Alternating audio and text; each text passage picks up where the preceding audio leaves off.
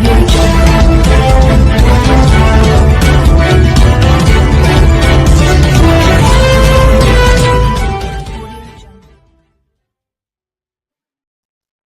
జన్మంతా రాజకీయాలకు దూరంగా సినిమాలకు అతి దగ్గరగా ఉంటానని మెగాస్టార్ చిరంజీవి అన్నారు. ప్రముఖ హాస్య నటుడు బ్రహ్మానందం, ఆయన కుమారుడు రాజా గౌతమ్ కలిసి తాత మనవళ్లుగా నటించిన చిత్రం బ్రహ్మ ఆనందం. ప్రియా వడ్లమాని, ఐశ్వర్య హౌలక్కల్, వెన్నెల కిషోర్ తదితరులు ముఖ్య పాత్రలు పోషించారు. కానీ తను ఇద్దరు ముగ్గురు హీరోల కోసం ట్రై చేశారు. వాళ్ళిద్దరూ రాలేని పరిస్థితిలో ఉన్నారు. నేనే కొంచెం కోఆర్డినేట్ చేస్తాను. ఇప్పుడు ఎవరు హీరో వచ్చే పరిస్థితి లేరు. ఎవరో ఒకళ్ళు మెయిన్ హీరో వస్తారు కానీ సినిమా లేదు. మొత్తం డల్ అయి ఉన్నారు. ఎలాగంటే ఎందుకు బ్రహ్మానందం అబ్బాయి అండి, మన ఫ్యామిలీ అయ్యా, చెప్పు నేను వస్తాను. ఇది నేను సంపాదించుకున్నటువంటి ఈ ఇమేజ్ని ఎంతో కొంత ఒక సినిమా ప్రమోషన్ కోసం, ఒక బిడ్డకి ఒక గుర్తింపు తీసుకురావడం కోసం, ఒక బిడ్డకి భుజం కాయడం కోసంగా నేను వస్తాను. బ్రహ్మానందం ఎందుకంత మొహన పడతాడు, ఫోన్ తీ అని ఇందాక ఆయన చెప్పినట్లుగానే ఫోన్ తీసి బ్రహ్మానందం నేను వస్తున్నాను అని ఏదో మాట్లాడబడి నేను వస్తున్నాను, దట్స్ ఇట్, ఇంకా నాకు టైం లేదు, ఏదో మనుషులు ఎదురుగా ఉన్నారు, తర్వాత మాట్లాడి ఫోన్ పెట్టి మళ్ళీ ఇప్పుడు స్టేజ్ మీద ఇప్పుడు మాట్లాడటం అంటే ఇదేదో గొప్పగానో లేకపోతే ఇంకోడో కాదు. మరి ఎక్కడ చూస్తే చిరంజీవి వస్తున్నాడు, టూ మచ్ ఆఫ్ ఎక్స్పోజర్ అంటే అనుకోని నాకేం పర్వాలేదు. నా ఇమేజ్, నా మాటకి నమ్మి కొంతమంది సినిమా బాగుంటే చెప్తాడు, ఈ సినిమాను చూడమని చెప్తున్నాడు అని ప్రేక్షకుల్లో ఆ గుడ్ విల్ ఉంది. కాబట్టి ఆ గుడ్ విల్ని, ఆ ఇమేజ్ని వాడి ఒక సినిమాకి, ఒక బిడ్డకి అది భవిష్యత్తుకు ఉపయోగపడుతుంది అనుకుంటే కనుక ఖచ్చితంగా నేను దాన్ని వెచ్చిస్తాను, దాన్ని స్పెండ్ చేస్తాను, దాన్ని ఖర్చు పెడతాను. చాలామంది ఏంటంటే టూ మచ్ ఆఫ్ ఎక్స్పోజర్ నీ గ్లామర్ని తగ్గించేస్తుంది. గ్లామర్ అనేది గుప్పిట్లో ఉన్నంత వరకే, తెలిస్తే ఏముంది అని అంటే తెరుస్తాను. గ్లామర్ అనేది పోయే గ్లామర్ కాదు, ఇది గుండెల్లో ఉండే అభిమానం అంత తేలిగ్గా తరగదు. 47-48 సంవత్సరాలుగా ఏర్పడినటువంటి ఇది కాంక్రీట్ అయిపోయింది వాళ్ళ గుండెల్లో. కాబట్టి ఎవరు ఎంత తవ్వుకుందామన్నా సరే దాని ఫ్లేవరే వెళ్తుంది తప్ప అసలు మెటీరియల్ వెళ్ళదు గుండెల్లో నుంచి. కాబట్టి ఖచ్చితంగా నా ప్రమేయం, నా ఇది ఆ పిల్లల కోసం కానీ, నా మిత్రుడు, నాకు శిష్యుడు లాంటి వయోవృద్ధుడు ఆ బ్రహ్మానందాన్ని తన కోసంగా నేను రావటం అనేది ఇది నాకు సంతృప్తి. ఎవరి అబ్బాయి నేను కుర్ర వచ్చి డిస్టర్బ్ చేయొద్దు ప్లీజ్, సీరియస్గా మాట్లాడతాను. ఏమంటే ఈ చంటబ్బాయి షూటింగ్ జరుగుతుండగా మనందరం బ్రహ్మానందం ఈ సినిమా గురించి మాట్లాడుకోవాలి. కానీ ఇక్కడ ఉన్న ఆత్మీయత, ఆప్యాయత, ఈ ఆత్మీయులు చూస్తుంటే కనుక గతం గుర్తుకొస్తుంది, చెప్పకుండా ఉండలేకపోతున్నాను. అండ్ చంటబ్బాయి షూటింగ్ జరుగుతుండగా నేను ఇందాక చెప్పాడు కదా ఇట్లాంటి హీరో అని కాను నేనంటూ చార్లీ చాప్లిన్ గెటప్. హైదరాబాద్ మేడ్చల్లోని శ్రీ చైతన్య స్కూల్ యాజమాన్యం వేధింపులు తట్టుకోలేక 10th విద్యార్థిని ఆత్మహత్యకు పాల్పడింది. స్కూల్ మున్సిపల్ ఫీజు కోసం అందరి ముందే వేధించడంతో మనస్తాపంతో సూసైడ్ అటెంప్ట్ చేసిందని విద్యార్థిని తల్లి ఆవేదన వ్యక్తం చేసిన. ఫీజు కట్టకపోతే పేరెంట్స్ని ఇబ్బంది పెట్టాను, నేను ఏం చేసినాను, అందరి ముందు నన్ను ఇన్సల్ట్ చేసిందని స్కూల్ కాడ నుంచి ఏడ్చుకుంటూ వచ్చింది. మా ఇంట్లో పని ఉంటుంది, పూలమ్మ అని ఉంటుంది, పూలమ్మకు కూడా చెప్పింది. పూలమ్మ ప్రిన్సిపల్ మేడం నన్ను చాలా టచ్, నేను నైటీ మీదనే ఉన్నా, వెళ్దాం పా ప్రిన్సిపల్ కాడికి, నేను మాట్లాడతాను, ఆమెకు ఎవరిచ్చారు నేను మన దిట్టే ఫీజుల గురించి నేను చెప్తాను. నా బిడ్డ చాలా డిప్రెషన్గా ఫీల్ అయ్యి సూసైడ్ చేసుకున్నాను. యశోదలో అడ్మిట్ అయింది, పేరు అఖిల. వెంటిలేటర్ ఇంతకుముందు అసలు నా బిడ్డ అంత అట్లాంటి ఆలోచన కూడా ఉండదు. నాకేం వీళ్ళు ఇబ్బంది పెడతారు, ప్రిన్సిపల్ మేడం ఇబ్బంది పెట్టిందని చెప్తాను. 3 రోజుల నుంచి ఏడ్చింది, రోజు ఏడ్చింది. మేము అక్కడంటే కూడా మా ఫ్రెండ్స్ ముందు ప్రిన్సిపల్ మేడం నువ్వు తింటే మా ఫ్రెండ్స్ ముందు బరువు పోయినట్లు అనిపించింది, వద్దు నువ్వు పోమాకు మమ్మీ, నీ కోపం ఎక్కువ, నువ్వు పోమాకు. ఏ రోజు కూడా నా పిల్లలు 2 years నుంచి చదువుతున్నా ఎప్పుడు కూడా ఒక మేడం ఒక మాట అన్నదాన్ని కాదు, ఒకరిని ఒక మాట అనేదాన్ని కాదు. నా పిల్లలతో పాటు వేరే పిల్లలకు కూడా బాక్సులు పంపించిన. నాది మామూలు పొజిషన్ అయినా పిల్లలకి అన్నం లేని పిల్లలు కూడా చాలా మంది అన్నం. 10th క్లాస్ చదువుతున్నాను. ఇంటి పక్కన వాళ్ళకి, బిల్డింగ్ వాళ్ళకి, అపార్ట్మెంట్ వాళ్ళు అందరూ చెప్పింది ప్రిన్సిపల్ ఫీజు గురించి నన్ను ఇబ్బంది చేస్తుంది. మా ఇంటి పని కూడా చెప్పింది 90,000 అని చెప్పారు. 90,000 ఏమో కట్టాలన్నారు. లాస్ట్ ఇయర్ కొంచెం పెండింగ్ ఉంది, మొత్తం కలిసి మనం 22,000 ఇచ్చిన. అయితే ఇంగ్లీష్లో తక్కువ మార్కులు వచ్చినాయని లాస్ట్ 1 మంత్ 2 మంత్స్ క్రితం బాబుని టార్చర్ చేశాను. బాబు డిప్రెషన్లోకి వెళ్ళిపోయింది. వీళ్ళ వల్ల బాబు ఇప్పుడు దగ్గర 1 lakh వరకు ట్రీట్మెంట్ అయింది. నా దగ్గర అన్ని రిపోర్ట్స్ ఉన్నాయి, అన్ని ఫైల్స్ ఉన్నాయి. నేను బంజారా హిల్స్ సైకాలజిస్ట్ ఆశా హాస్పిటల్లో చూపిస్తున్నా, డాక్టర్ చైతన్య దగ్గర చూపిస్తున్నా. ఓన్లీ బాబుకి 35 40 వచ్చిన ఇంగ్లీష్ మార్కులని ప్రిజర్వ్ చేశారు. బాబు 7th క్లాస్. అయితే వేల కట్టాల్సిన ఫీజు బాబు ట్రీట్మెంట్ అన్న ఆల్రెడీ బాగా సార్ కూడా చెప్పిన, బాబుకి అబ్నార్మల్ ఉంది, బాబు కండిషన్ ట్రీట్మెంట్ నడుస్తుంది, బాబుకి హెల్త్ బాగాలేదు కానీ ఆ డబ్బులు అట్లా యూజ్ చేస్తున్నా. లోన్ పెట్టిన, లోన్ రాగానే ఒకేసారి ఎట్ ఏ టైం నేను ఎంత ఫీజు ఉంటే అంత క్లియర్ చేస్తాను కూడా మా సార్ చెప్పింది. బాబు కూడా బాగాలేదు. బాబు కూడా మన మధ్య ఇన్కమ్ పోయింది. స్కూల్ వల్ల టార్చర్, పిల్లల్ని ఏం ఫెయిల్ అయితే మనం రాసుకోకూడదు. సార్ ఇయర్ లాస్ అయితే నెక్స్ట్ ఇయర్ చదువుకోకూడదు. ఎందుకు పిల్లలు లేనప్పుడు చదువు ఎందుకు? పిల్లలు బతుకుండి పిల్లలు బాగుంటే కండి చదువు కావాలి. పిల్లలు సూసైడ్ చేసుకొని చచ్చిపోయినాక చదువులు ఏమిస్తారు? చదువులు అంటే మాలాంటి వాళ్ళకి కడుపుకోత మిగల్చడానికి ఇలాంటి పెద్ద పెద్ద స్కూళ్ళు పెట్టే. డిప్యూటీ సీఎం పవన్ కళ్యాణ్ పై వైసీపీ ఎమ్మెల్యే చంద్రశేఖర్ ఘాటు వ్యాఖ్యలు చేశారు. నిన్న అనారోగ్య సమస్యలతో సీఎం చంద్రబాబు కాల్కు రెస్పాండ్ అవ్వని పవన్ ఇవాళ తీర్థయాత్రలకు వెళ్లడం చాలా ఆశ్చర్యానికి గురి చేసిన అన్నారు. ఎదుర్కోగలిగింది జగన్మోహన్ రెడ్డి నాయకత్వంలో ఉన్న వైఎస్ఆర్సీపీ పార్టీని నమ్మి ఇక్కడి నుండి ఎన్డీఏ కూటమిని ఎదుర్కోవాలి అనే ఉద్దేశంతో చేరడం జరిగింది. ఈ సందర్భంగా మీతో ఒక మాట చెప్పాలనుకుంటా ఉన్నాను. రాజకీయాలన్నది అందరికీ చెప్పాలనుకున్నా, ఈ జిల్లాలోను ఈ రాష్ట్రంలోను కూడా రాజకీయాలన్నది ప్రజల సంక్షేమం కోసమే కానీ ఏదో ప్రతీకారాల కోసం కాన సంగతి అధికార పక్షం గుర్తుపెట్టుకోవాలి. మిమ్మల్ని గెలిపించింది మీరు సూపర్ 6 అమలు చేస్తారని, సూపర్ 6 అమలు చేయలేని డబ్బులు లేవని మాట్లాడిన బాబు గారు, సీఎం గారు గౌరవంగా అడుగుతా ఉన్నాం మిమ్మల్ని. మాట ఇచ్చేటప్పుడు మీకు ఆ మాత్రం గుర్తు లేదా? మీ దగ్గర పైసలు ఉన్నాయో లేదో ఆలోచన లేదా? ఆలోచన లేకుండా మీరు మాట ఇచ్చింటే మమ్మల్ని మాయ చేద్దామని, మోసం చేద్దామని, ఒకవేళ ఇప్పుడు చేయకూడదు అనుకుంటే మీరు మాకు చేయకూడదనే కోరుకున్న వాళ్ళు తప్ప ఇంకోటి కాదని నేను బలంగా నమ్ముతా ఉన్నా. మీరు ఆ రోజు ఎన్నికల్లో చెప్పారు కదా, 12 లక్షల కోట్ల రూపాయలు జగన్మోహన్ రెడ్డి గారు అప్పులు చేశారు అని చెప్పేసి. అదే అసెంబ్లీలో మళ్ళీ 6.5 లక్షలకి 7 లక్షలకు కుదించి దాదాపు 7 లక్షల కంటే తక్కువ కోట్లు అప్పు ఉన్నాయని చెప్పారు కదా. అంటే అచ్చంగా మీకు ఇప్పుడు 4 లక్షల కోట్లు 5 లక్షల కోట్లు లాభం వచ్చింది కదా ఆ లెక్కల్లోనే. సూపర్ 6 అమలు చేయడానికి సంవత్సరానికి 48,000 50,000 కోట్ల ఖర్చు అవుతుందని మీ లెక్కలు చెప్పారు కదా. ఆ లెక్కన 10 సంవత్సరాలు చెప్పొచ్చు 5 లక్షల కోట్లు అయితే. 3 లక్షల కోట్ల అనుకున్నా కానీ ఏ సంవత్సరం కూడా ఇబ్బంది లేకుండా ఆఖరికి సూపర్ 6 అమలు చేయొచ్చు. మీరు దయచేసి ప్రజలకు ఇవ్వాలంటే మీకు కష్టంగా ఉంటుంది. కేవలం పేరు ప్రఖ్యాతులకి ఫోటోల కోసం మాత్రం మీరు కార్యక్రమాలు చేస్తారు. అట్లా కాకుండా తక్షణం సూపర్ 6ని అమలు చేయాలి. మన ఎవరో మాట్లాడుతూ ఉన్నారు, క్షమాపణలు గిమాపణలు ఇక్కడ పనిచేయవు. ప్రజలకు ఏం మాట ఇచ్చారో పాలకుడిగా ఆ పని చేసి తీరాలి. తక్షణం సూపర్ 6 అమలు చేయమని డిమాండ్ చేస్తూ ఉన్నాం. ఒక్క రంగం కాదు, అన్ని రంగాల్లో ఈ రోజున వెనుకబాటుతున్నాం. ఈ 7-8 నెలల తర్వాత కూడా ఈ రాష్ట్రంలో మీరు చేసిన పని ఒక్కటి కూడా లేదు, ఒక్కటి కూడా కనపడడం లేదు. ఈరోజు కూడా విశాఖ ఉక్కు ఫ్యాక్టరీని దొడ్డిదారిన ప్రైవేటైజేషన్ తప్ప ఇంకోటి కనపడలే ఇక్కడ.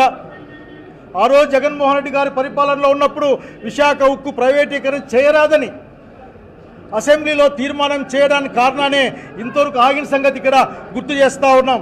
కనుక సత్యదూరంగా అబద్ధాలతో ఎంతో కాలం జీవితాన్ని తీసుకెళ్ళలేరు.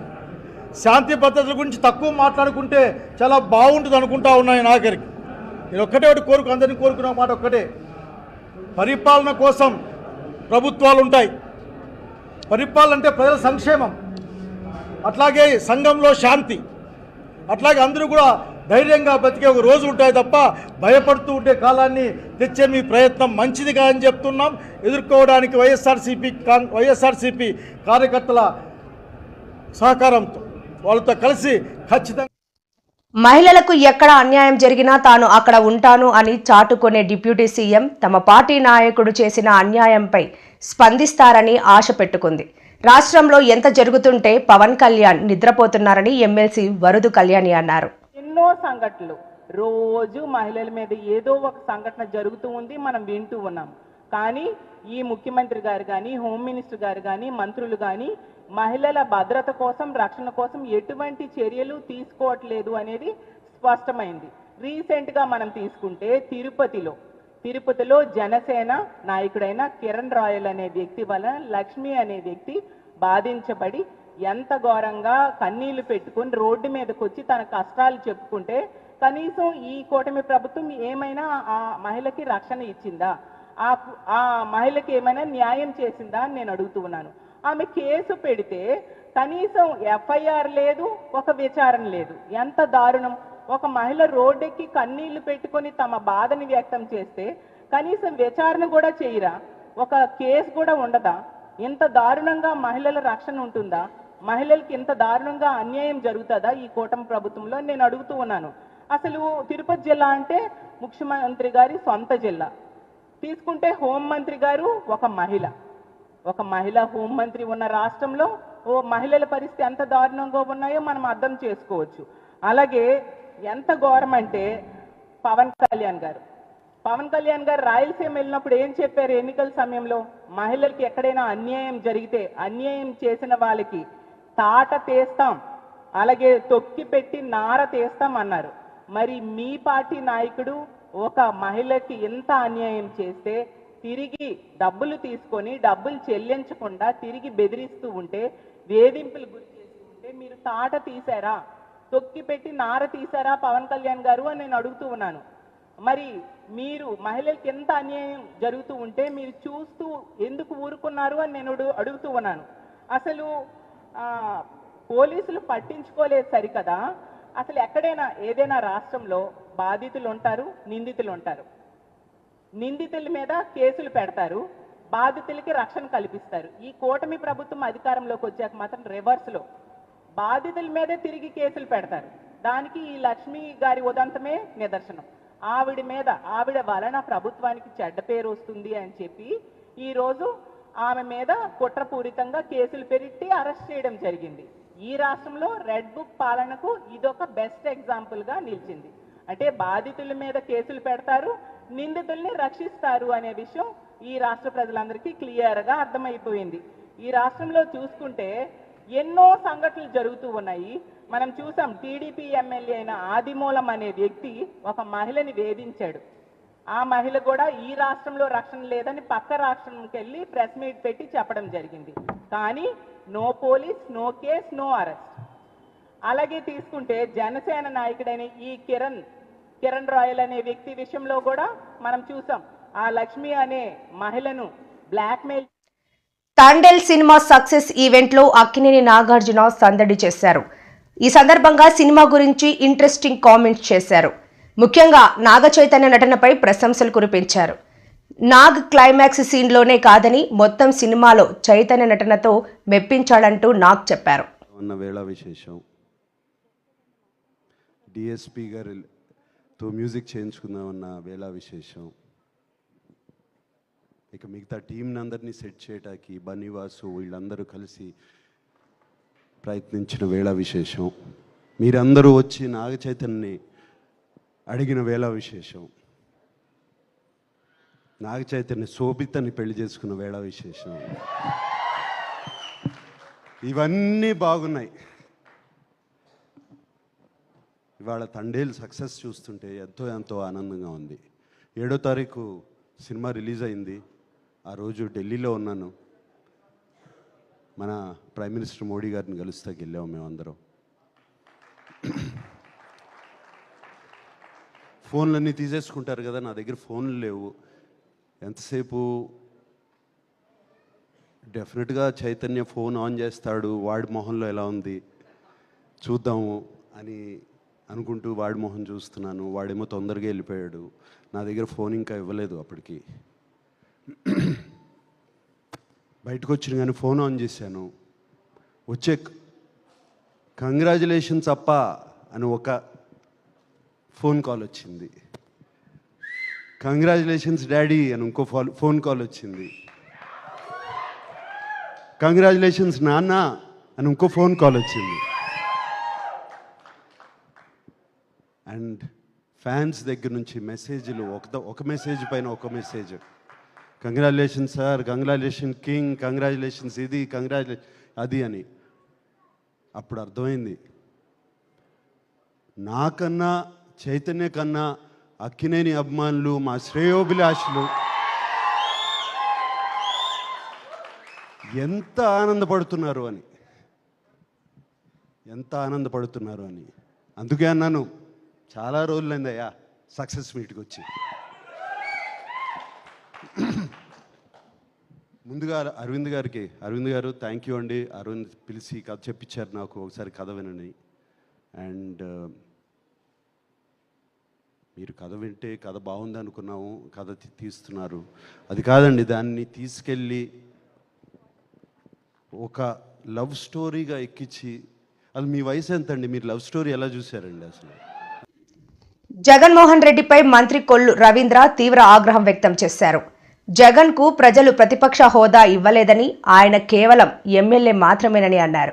జగన్ ఎమ్మెల్యే హోదాలో అసెంబ్లీ సమావేశాలకు హాజరై ప్రజా సమస్యలను ప్రభుత్వం దృష్టికి తీసుకురావాలని కోరారు. రకంగా దోపిడీ చేశారు, ప్రజల మాన ప్రాణాలతో ఏ రకంగా చెలగాటమాడారు, మొత్తం కూడా ఇవాళ తేటతెల్లమైంది. అందుకనే ఈరోజు రాష్ట్ర ప్రభుత్వం చాలా పారదర్శకంగా పాలసీ ప్రిపేర్ చేసి, ఎక్కడా కూడా ఎవరి ఇన్వాల్వ్మెంట్ లేకుండా ట్రాన్స్పరెంట్గా పాలసీని తీసుకొచ్చాం. దానివల్లే దాదాపు 90,000 అప్లికేషన్స్ వచ్చినాయి. రాష్ట్రంలో ఉన్నటువంటి దాదాపు 3,400 షాపులకి దగ్గర 90,000 అప్లికేషన్తో 1,800 కోట్ల రూపాయలు ప్రభుత్వానికి ఆదాయం వచ్చింది. అదే కాకుండా చాలా ట్రాన్స్పరెంట్గా మేము ఎక్కడ కూడా ఎవరు ఇన్వాల్వ్మెంట్ లేకుండా జిల్లా కలెక్టర్ల సమక్షంలో, అందరు అధికారుల సమక్షంలో చాలా ట్రాన్స్పరెంట్గా కార్యక్రమాన్ని చేశాం. ఇవాళ ఏదైతే వాళ్ళు చేసినటువంటి కార్యక్రమాల వల్ల గత ప్రభుత్వంలో మద్యం రేట్లు విపరీతంగా పెంచుకోవడం కోసం, ఆదాయం వాళ్ళ సొంత ఆదాయాలు పెంచుకోవడం కోసం వాళ్ళు చేసినటువంటి రకరకాల ఎత్తుగడల్లో ఏఆర్ఈటీ అనే ఒక ట్యాక్స్ని, కొత్త ట్యాక్స్ని తీసుకొచ్చి ఇష్యూ ప్రైస్ కన్నా ఈ ఏఆర్ఈటీ వల్ల ఆ రోజున 60 రూపాయలు ఉన్న బాటిల్ని 200 రూపాయలు చేశారు. ఇవాళ మొత్తం అన్ని బ్రాండ్లు కూడా మేము పక్క రాష్ట్రాలతో ఈక్వల్గా ధరలు తీసుకొచ్చాం. అన్ని బ్రాండ్లు అవైలబుల్ చేశాం. గతంలో పనికిరాని చెత్త బ్రాండ్లే పెట్టి కేవలం అవి మాత్రమే షాపుల్లో ఉండేలాగా చేసి, నాన్ డ్యూటీ పెయిడ్ లిక్కర్ విపరీతంగా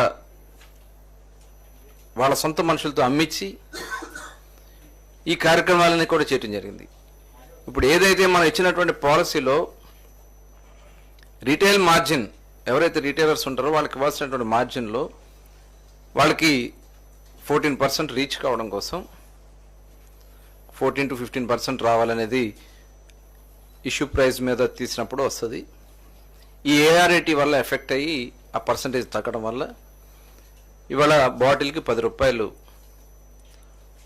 ఏ బాటిల్ అయినా 10 రూపాయలు మాత్రమే కొంత ఇంక్రీజ్ చేయాల్సినటువంటి పరిస్థితి వచ్చింది. దీనివల్ల ప్రభుత్వానికి దాదాపు 100 నుంచి 150 కోట్లు ప్రభుత్వానికి ఆదాయం వస్తుంది. అలాగే ఎవరైతే వాళ్ళ రిటైల్ బిజినెస్ చేస్తున్నారో వాళ్ళు కూడా వాళ్ళు అనుకున్న మార్జిన్ ప్రకారం రావడం జరుగుతుంది. దీన్ని ఏదో దోపిడీ జరిగిపోతా ఉంది, ప్రభుత్వం ఆదాయం కోల్పోతా ఉందని తప్పుడు ప్రచారాలు చేసి ప్రజలను తప్పుదారి పట్టించకూడదు.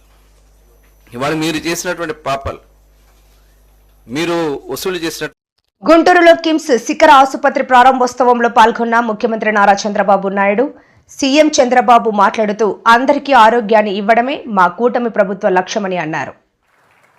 కిమ్స్ హాస్పిటల్స్ వచ్చే పరిస్థితికి వచ్చింది. అయితే ఇక్కడ మనం గుర్తుపెట్టుకోవాల్సింది,